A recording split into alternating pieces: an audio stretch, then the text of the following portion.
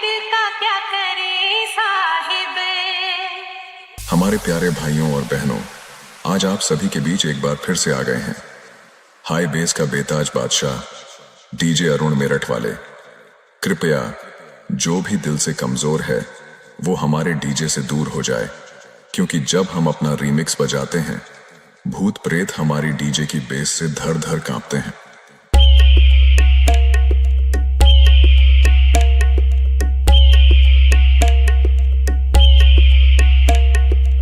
हमारे sound check में वो ताकत है जिससे लोगों की धड़कन हमेशा के लिए थम जाती है।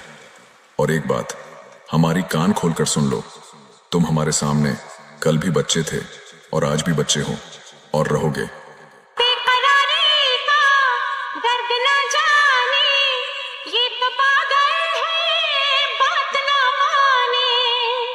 Welcome everybody.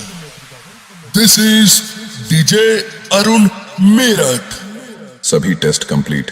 अब सभी डीजे सिस्टम एक साथ चलाते हैं।